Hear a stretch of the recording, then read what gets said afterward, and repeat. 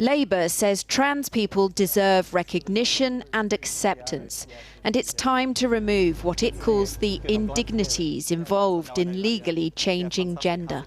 We want to make sure that people who are changing their gender identity legally, get a gender recognition certificate, are able to do so without some of the burdensome bureaucracy, some of which can be quite dehumanising, that we see today.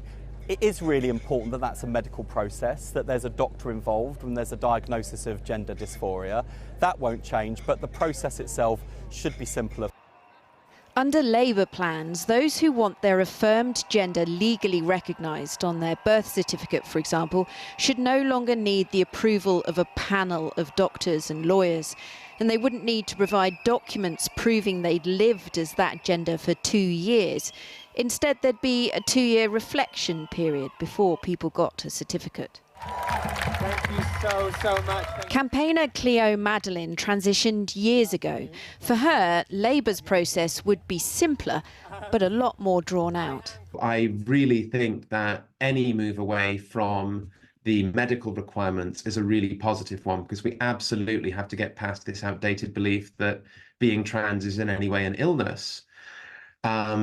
But, you know, even that is reduced rather than removed. And yet for lots of people who've been out for a while, who just want to get the process done because they want to change their legal gender, because they want to get married, this additional weight is going to make that harder for them. Labour's position on trans rights has come under fire from author and former party donor J.K. Rowling, who says it's abandoned women and their fight for single-sex spaces. Few trans people have applied for gender recognition certificates, but some activists say the effect on women is the same.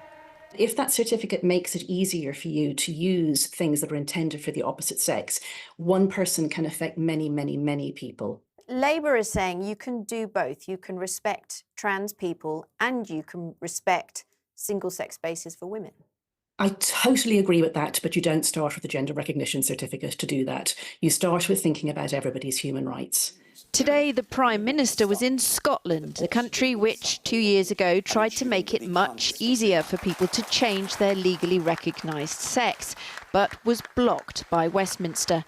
Rishi Sunak today claimed Labour would undermine the protections in place for women's rights and safety. The Conservative manifesto promises to change the Equality Act to define people's sex as biological sex.